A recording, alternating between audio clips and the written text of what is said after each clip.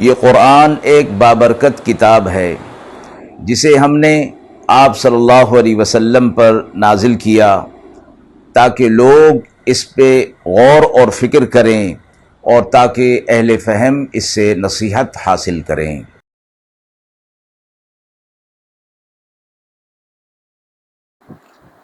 بسم اللہ الرحمن الرحیم۔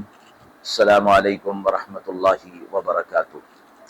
ناظرین کرام، درس قرآن مجید کے آج کے اس پروگرام میں ہم سورۃ القیامہ کی آیت نمبر 16 تا آیت نمبر 40 کے حوالے سے موصول ہونے والے سوالات کی روشنی میں تفصیل پیش کریں گے۔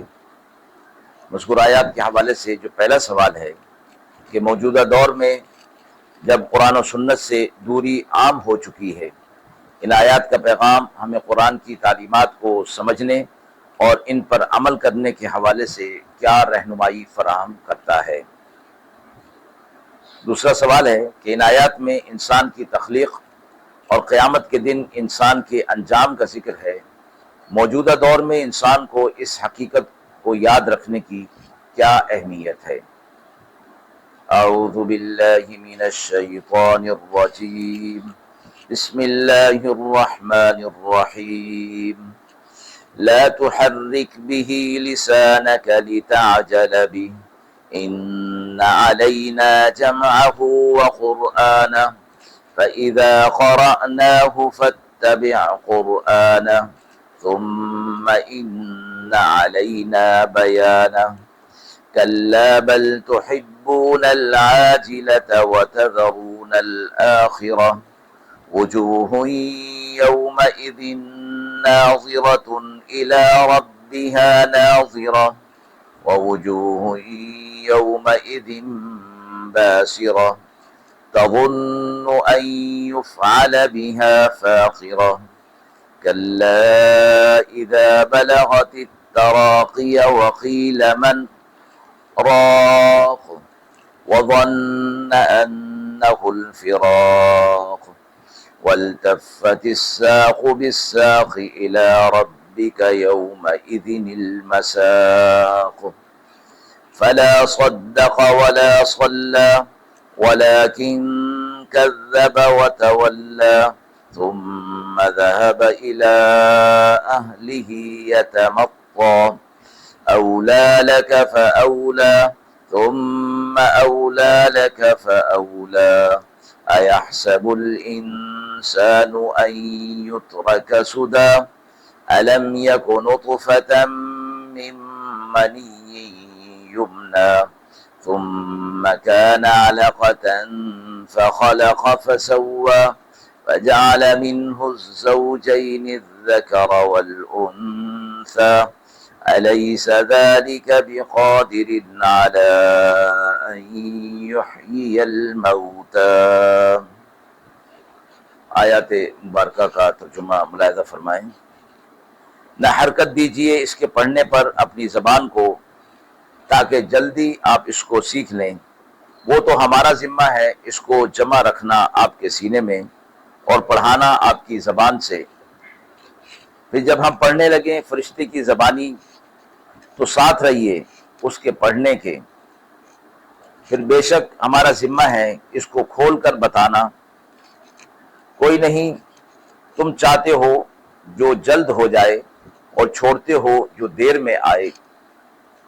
کتنے منہ اس دن تازہ ہیں اپنے رب کی طرف دیکھنے والے، اور کتنے چہرے اس دن اداس ہوں گے، خیال کرتے ہیں کہ ان پر وہ آئے جس سے ٹوٹے کمر ان کی۔ ہرگز نہیں جس وقت جان پہنچے گی حلق تک، اور لوگ کہیں گے کوئی ہے جھاڑ پھونک کرنے والا، اور وہ سمجھا کہ اب آیا وقت جدائی کا، اور لپٹ گئی پنڈلی پر پنڈلی۔ آپ کے رب کی طرف ہے اس دن کھینچ کر چلا جانا۔ پھر نہ یقین لایا اور نہ نماز پڑھی، پھر جھٹلایا اور منہ موڑا، پھر گیا اپنے گھر کو اکڑتا ہوا۔ کم بختی ہے تیری، پھر کم بختی ہے، پھر کم بختی ہے تیرے لیے، پھر کم بختی ہے۔ کیا انسان یہ خیال کرتا ہے کہ چھوٹا رہے گا بے قید؟ بھلا نہ تھا وہ ایک بوند منی کی جو ٹپکی تھی، پھر تھا لہو جمع ہوا، پھر اس نے بنایا اور ٹھیک کر اٹھایا، پھر کیا کیا اس میں جوڑا نر اور مادہ، کیا خدا قادر نہیں کہ مردوں کو زندہ کر سکے۔ مذکورہ آیات کے حوالے سے جو پہلا سوال ہے کہ موجودہ دور میں جب قرآن و سنت سے دوری عام ہو چکی ہے، ان آیات کا پیغام ہمیں قرآن کی تعلیمات کو سمجھنے اور ان پر عمل کرنے کے حوالے سے کیا رہنمائی فراہم کرتا ہے۔ آج کے دور میں انسان نے دنیا کے پیچھے لگ کر قرآن کی تعلیمات سے غفلت برتی ہوئی ہے اور دنیاوی علم پر زیادہ انحصار کر رہا ہے۔ سورۃ القیامہ کی ان آیات میں اللہ تعالیٰ نے واضح فرمایا ہے کہ قرآن کی ہدایت انسان کی زندگی کو سنوارنے اور آخرت میں کامیابی کے لیے لازمی ہے۔ اللہ تعالیٰ نے نبی کریم صلی اللہ علیہ وسلم کو ہدایت کی کہ قرآن مجید کو جلدی جلدی پڑھنے کے بجائے غور و فکر کے ساتھ سنیں تاکہ اس کے معنی اور مطالب کو صحیح طرح سے سمجھا جا سکے۔ مزید یہ کہ یہ آیات ہمیں سبق دیتی ہیں کہ قرآن مجید کا مقصد محض زبانی پڑھنا نہیں، یاد کرنا نہیں، بلکہ اس پر عمل کرنا اور اس کی تعلیمات کو زندگی میں نافذ کرنا ہے۔ آج کے دور میں جب قرآن کو صرف پڑھنے تک محدود کر دیا گیا ہے، یہ آیات ہمیں تلقین کر رہی ہیں کہ قرآن کو سمجھ کر پڑھیں اور اس کے مطابق اپنی زندگی گزاریں۔ قرآن میں اللہ تعالیٰ نے انسان کی زندگی کے ہر پہلو کی رہنمائی فرمائی ہے اور فرمایا کہ اسی میں تمہاری فلاح ہے۔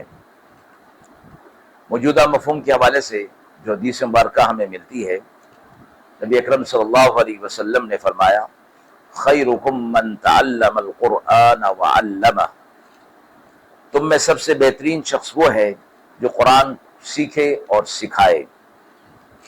یہ حدیث مبارکہ ہمیں قرآن کی اہمیت اور قرآن کی تعلیم کو سیکھنے اور سکھانے کی فضیلت پر زور دیتی ہے۔ قرآن کے علم کو حاصل کرنا اور دوسروں تک پہنچانا ہی اصل نیکی ہے اور یہی دنیا اور آخرت میں کامیابی کا ذریعہ ہے۔ مذکورہ آیات کے حوالے سے دوسرا سوال ہے کہ ان آیات میں انسان کی تخلیق اور قیامت کے دن انسان کے انجام کا ذکر ہے۔ موجودہ دور میں انسان کو اس حقیقت کو یاد رکھنے کی کیا اہمیت ہے؟ موجودہ دور میں انسان نے اپنی طاقت اور علم کو ترقی کا ذریعہ سمجھ کر اللہ تعالیٰ کی قدرت کو اور آخرت کو بھلا دیا ہے۔ سورۃ القیامہ کی ان آیات میں اللہ تعالیٰ نے انسان کی تخلیق اور قیامت کے دن انسان کے دوبارہ زندہ ہونے کے عمل کو بیان فرمایا ہے۔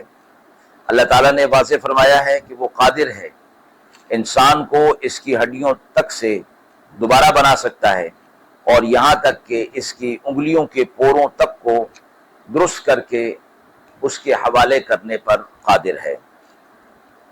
ان آیات مبارکہ سے ہمیں یہ بھی پیغام ملتا ہے کہ انسان اپنی تخلیق کو اور پھر بعد میں اپنی فنا کو یاد رکھے اور اپنی محدود حیثیت کو دنیا کے اندر سمجھے۔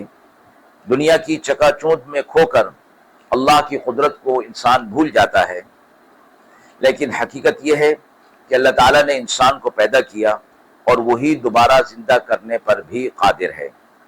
اس لیے ہمیں اپنے اعمال کی اصلاح کرنی چاہیے اور اللہ کے سامنے جواب دہی کا احساس ہمیشہ تازہ رکھنا چاہیے۔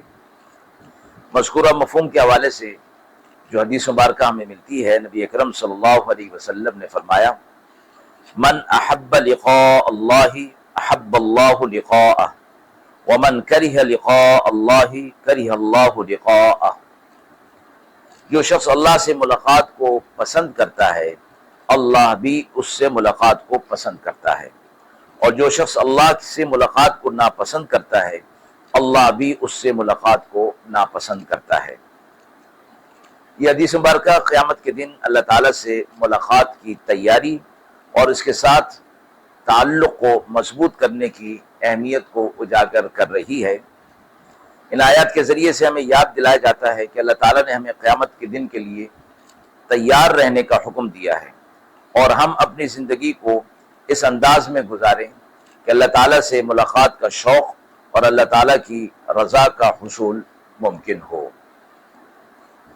ناظرین کرام، ہم امید کرتے ہیں کہ مذکورہ سوالات کی روشنی میں جو تفصیل پیش کی گئی وہ آپ کے لیے قابل اطمینان ہوگی۔ اس حوالے سے آپ کے بھی کوئی سوالات ہوں تو ضرور کمنٹ باکس میں دیجیے، انشاءاللہ ان کے جوابات دینے کی پوری کوشش کی جائے گی۔ وآخر دعوانا ان الحمد للہ رب العالمین۔